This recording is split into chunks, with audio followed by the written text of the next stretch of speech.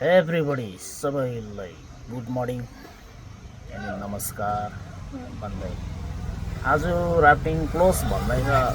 हेर्नुहोस् त आज नै मान्छे यो गाडीको भिड लागिरहेछ, टुरिस्टहरूको भिड लागिरहेछ। हेर्नुहोस् ल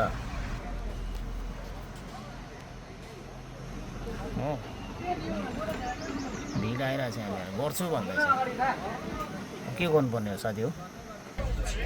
आज बन्द भएको दिन चाहिँ टुरिस्टहरूले पनि गर्छु गर्छु गर्छु भन्दैछ। यस्तो त हुन्छ अन्त। अब जेसुकै होस्, बन्दको खबर आएपछि त बन्द गर्नु पऱ्यो, क्लोज गर्नै पऱ्यो। जेसुकै होस्, म चाहिँ भात खाने ल साथी हो। ल साथी हो, मेरो लागि एकदम अलरेडी भात पस्क्यो यहाँनिर हो। एकदम सब्जी हालाइ हुँदैछ, मासु उम्लिँदैछ यहाँनिर हो। यही मासुसँग चाहिँ ड्याङ भात खायो गयो।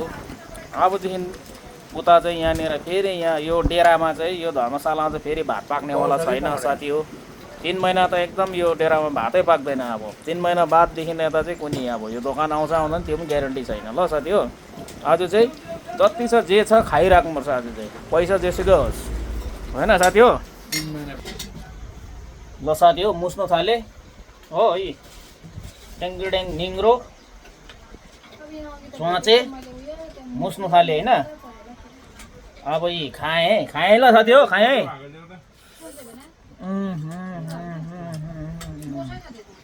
बडा मिठो छ नि। तर सुँगुर त आज त घन्टा यस्तो बस्दै बसेर कसरी खाने त चबाएर।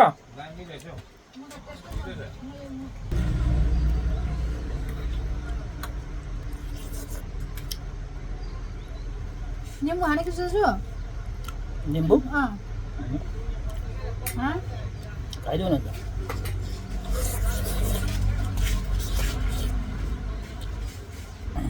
साथी हो, निम्बु पनि छ यी।